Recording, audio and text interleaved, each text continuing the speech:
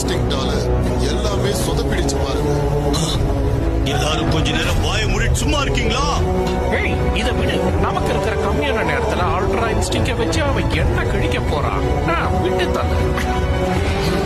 கண்ணால நீ